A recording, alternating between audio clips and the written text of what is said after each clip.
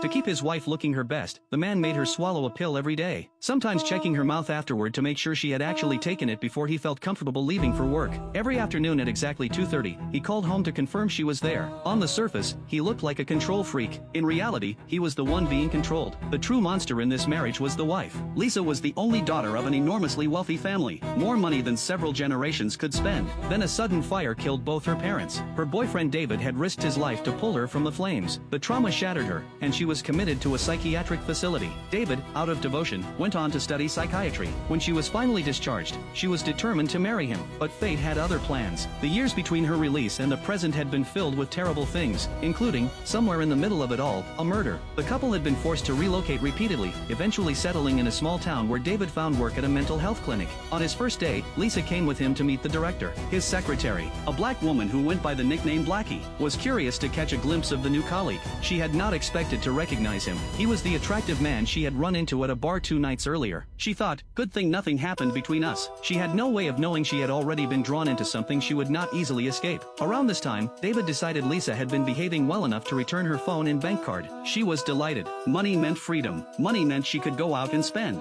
David added one condition. He said work had become demanding. Late nights, possibly weekends. Was that all right with her? Lisa smiled and told him that as long as he was a good person doing good work, she didn't mind. The moment he turned away, she began investigating everyone around him. One morning, Blackie had just dropped her son at school when she nearly collided with a woman on the pavement. She helped the woman to her feet and realized, with a start, that it was her boss's wife. "It's you," she said before she could stop herself. Lisa feigned pleasant surprise. "Have we met?" Blackie explained she was David's secretary. She had seen their photo together in his office. She had no interest in prolonged contact. Lisa wouldn't let her go. She insisted on coffee, and Blackie, out of social obligation, sat down. Over the next hour, Lisa drew out everything she wanted to know about David's working life while casually mentioning that she had inherited more money than she could ever spend. She was, as she put it, perfectly content being a wealthy wife. Blackie had no particular desire for this friendship, but Lisa's design was meticulous. Without noticing how it had happened, Blackie found herself stepping deeper in. She offered something of herself in return, as people do, divorced 2 years, 3-year-old son, managing on her own. She mentioned, almost as an aside, that she sleepwalked. Lisa's attention sharpened instantly. During her years in the psychiatric facility, she had developed the ability to control her dreams. She recognized something in Blackie, a kindred quality, she decided, a potential confidant. Before they parted, Lisa asked her not to mention their meeting to David. She walked home in high spirits. Thinking of Blackie reminded her of someone else, a former patient she had known at the hospital. She hummed to herself as she painted. In a short while, a forest scene had appeared on the wall of their living room. David came home and went pale. The forest was near the grounds of Lisa's family estate. There was a well in those woods. The well was where the body was. A few days later, Lisa texted Blackie to suggest a workout, and arrived to collect her in person, having noted with care the route to her home. The gym session was easy and warm. Blackie let her guard down. Lisa told the story of the fire in a light, David broke in and dragged me out of there, sneaking to see me.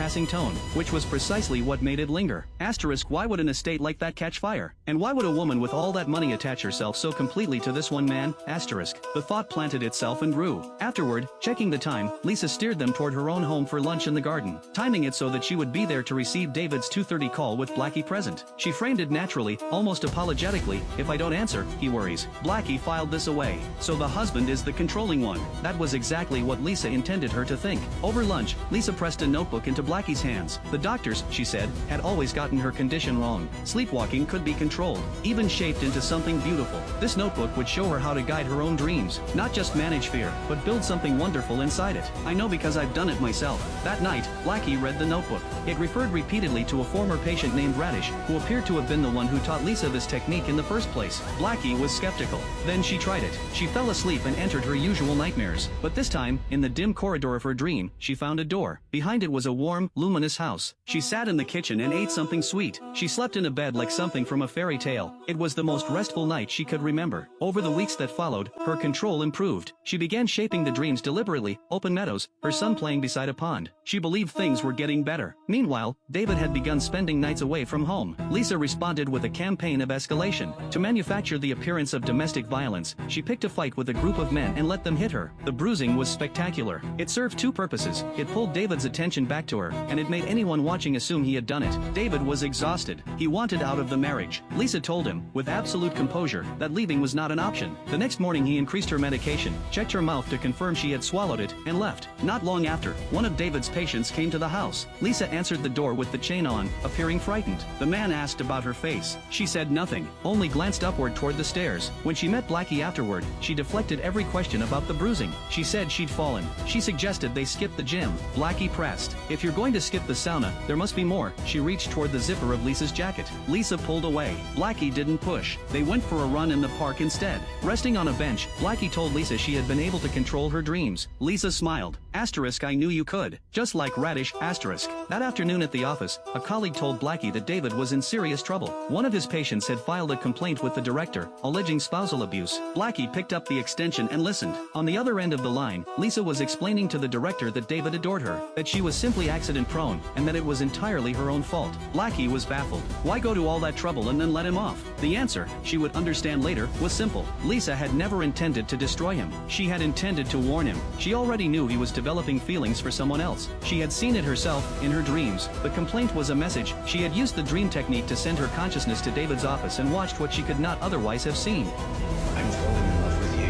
What she witnessed there woke her before she could see how it ended. David, telling his secretary something he shouldn't have. Blackie had turned him down. She told herself it wouldn't be fair to her new friend. Lisa had seen enough to understand what was happening. She was not appeased. She went to the gym's front desk and paid to extend both her membership and Blackie's by 2 years, requesting that the billing confirmation be sent to her home landline at 6 o'clock sharp that evening. When David received the call, he didn't need to hear the details to understand. This had happened before. A previous woman in his life had received a visit from Lisa, had found her home searched. He checked Lisa's phone. She and Blackie had been in contact for 2 months. He went directly to Blackie's apartment. He didn't explain himself. He told her to quit, to stay away from both of them, and to stop involving herself in their lives. To anyone watching, he was cold and cruel. In reality, he was terrified on her behalf, because he was perhaps the only person alive who fully understood what his wife was capable of. Blackie submitted her resignation. The director refused it and sent her on paid leave instead. David's coldness convinced her he was hiding something. She decided to expose him. She went to Lisa's house. Through the window, she saw her unconscious on the floor. She broke the glass, reached through, and found the door already unlocked from the inside, because Lisa had planned for her to come. What Blackie didn't know was that Lisa was not unconscious. She was elsewhere. No amount of shaking woke her. When Lisa finally stirred, she was groggy and unsteady, slurring, tilting, barely able to stand. She pointed to a bottle in the cabinet, asterisk David's prescription, anti-anxiety, asterisk. Blackie looked at the label. It was a heavy sedative. She was wrong again. Lisa wasn't sedated from medication. She had taken something illicit, which she had been doing for months. Since the last time she had caught David with someone, Blackie asked why she didn't leave him. It isn't that simple, Lisa said. Asterisk, he's a psychiatrist. I used to be a psychiatric patient. If I try to leave, he can have me committed again. And people will believe him over me, asterisk. The words landed exactly as intended. That night, Blackie slipped into David's office and removed Lisa's medical records to return to her. To earn her trust fully, Lisa brought Blackie upstairs and showed her the forest painting. She described the woods as a place of great beauty, a place where she and Radish had spent some of the happiest days of her life. But David had refused to go back, refused to sell the estate. The house just sat there, empty. Blackie returned home and read the second half of the notebook. It read less like Lisa's account and more like Radish's. His experiences, his insights, his voice. She drifted off before finishing. This time, the door appeared again in her dream. She stepped through it, and found herself looking down from above. She could see her son sleeping below her, a cup tipped over on the nightstand beside him.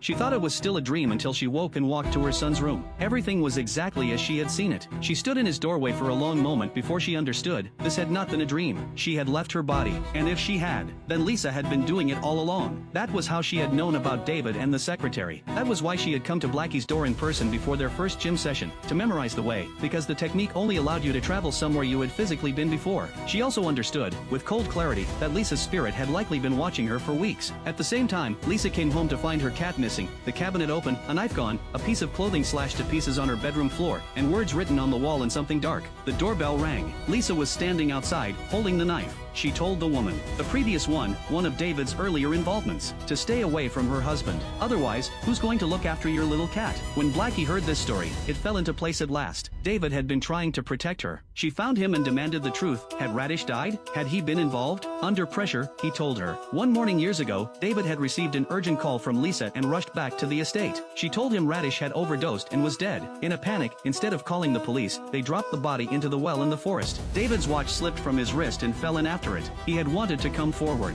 Lisa had stopped him. Asterisk, they'll send me back to the hospital. Your watch is down there. They'll think you did it. If we say nothing, no one will ever know. Asterisk. He had kept the secret for 10 years. He was finished keeping it. He was going to the police. Blackie tried to stop him. She needed to tell him about the soul traveling first, about what Lisa could see and hear, about how exposed they both were. He didn't give her the chance. He turned and walked into the subway. But there was something neither of them knew. 10 years earlier, Lisa and Radish had returned to the estate together after their discharge. Their friendship occupied an ambiguous space, closer than friendship, not quite love, at least as far as Lisa was concerned. She had always been transparent about her feelings for David. While David was away, she and Radish had been exploring the dream technique together and, one evening, Radish proposed something new. Could you enter another person's body after separating from your own? Lisa, guileless, agreed to try. When the exchange worked, she found she couldn't control Radish's body. She asked to switch back. Radish refused. He had prepared in advance. Before sleeping, he had injected himself with something that left his own body limp and helpless, so that if Lisa entered it, she would be trapped. Then he administered a second injection and ended the session. The person thrown into the well was not Radish. It was Lisa's soul, sealed inside Radish's body. Radish had been living in Lisa's body for 10 years. Back in the present, Blackie returned home with a persistent feeling of being watched. She spoke aloud to the empty room. Are you there? The phone rang immediately. It was Lisa. Blackie didn't hedge. Asterisk, David is already on his way to the police. You're finished. Asterisk. She had underestimated the thing living inside that body. That night, a series of messages arrived from Lisa. An apology, declarations of love for David, and a final line, if my disappearance would make you happy, I will go without hesitation. Blackie drove over immediately. The house was lit from inside by flames and no one answered. She broke the glass as she had before, but this time, Lisa had not left the door unlocked. There was no way in. Watching the fire grow, Blackie made a decision. She would send her own soul inside to wake Lisa. A green light slipped through the wall. She found Lisa unconscious in the smoke. She didn't notice the blue light hovering just behind her. Radish's soul entered Blackie's body. Blackie's soul entered Lisa's. Radish, now in Blackie's body, retrieved the hidden key, unlocked the door, and walked out. By the time Blackie understood what had happened, it was already over. The final injection was administered. Lisa's body stopped breathing. Blackie's soul was sealed inside it. That night, Radish returned to Blackie's apartment. He stood in front of the mirror for a long time, practicing her voice, her expressions, her way of moving. With his wife gone, David finally allowed himself to pursue Blackie openly. He had no idea she had never escaped. After the wedding, the three of them, David, the woman he believed to be Blackie, and the little boy, left for their honeymoon. On the boat, she said she wanted to take a cruise. The boy looked up and said something. You've always said you hate boats.